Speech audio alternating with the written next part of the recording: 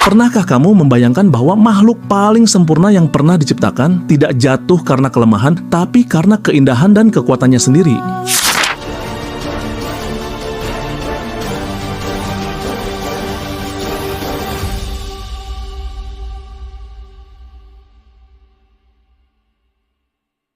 Dalam tradisi Kristen, Lucifer dikenal sebagai malaikat pembawa cahaya. Kata Lucifer berasal dari bahasa Latin yang artinya pembawa terang atau bintang fajar. Ia disebut sebagai sosok yang berjalan di antara batu-batu berapi yang penuh hikmat, sempurna dalam rupa, dan diciptakan langsung oleh tangan Tuhan. Tapi kisahnya bukan tentang kemuliaan yang bertahan, justru sebaliknya. Ini adalah kisah tentang bagaimana keangkuhan muncul dari kemurnian dan bagaimana cahaya bisa berubah menjadi kegelapan. Dalam kitab Yesaya pasal 14, ada satu ayat yang menjadi kontroversi dan sering dikaitkan dengan dirinya. Betapa engkau jatuh dari langit, hai Lucifer putra fajar. Sebuah kalimat yang awalnya ditujukan kepada Raja Babel, tapi kemudian ditafsirkan oleh para bapa gereja sebagai gambaran dari kejatuhan malaikat agung yang berani menentang Tuhan. Menurut tradisi kuno, Lucifer adalah salah satu malaikat tertinggi, tapi dalam dirinya muncul keinginan untuk menjadi seperti sang pencipta. Ia tidak mau tunduk dan ia tak mau berada di bawah manusia yang lebih rendah secara ciptaan, tapi diberi kasih istimewa oleh Tuhan. Maka dari sini lahirlah pemberontakan. Lucifer tidak sendirian.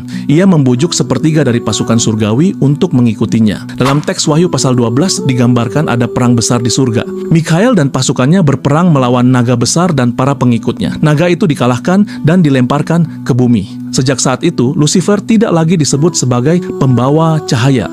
Ia dikenal dengan nama baru, yaitu Setan, sang penuduh dan musuh umat manusia. Namun menariknya, nama Lucifer hanya muncul sekali dalam seluruh Alkitab dan bahkan dalam konteks metafora. Nama ini kemudian tumbuh lalu diserap dalam berbagai tafsir, teologi, hingga literatur dan budaya populer.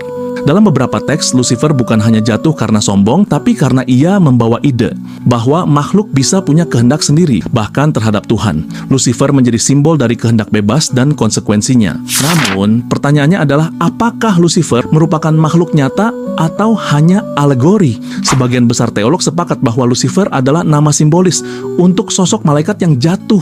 Tapi siapa dia sebelum jatuh dan apa yang benar-benar terjadi tetap menjadi misteri.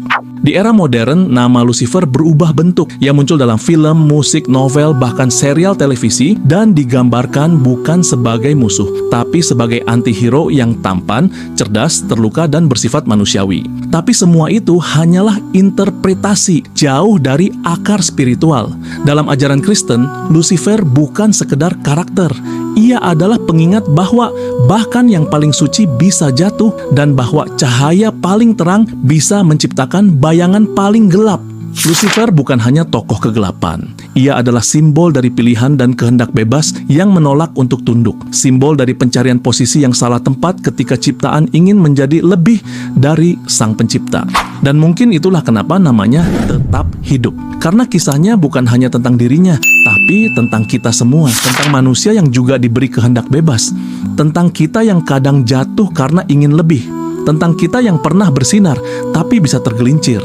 Dan pada akhirnya, Lucifer adalah pengingat bahwa dalam terang yang paling menyilaukan bisa tersembunyi benih kegelapan yang paling dalam.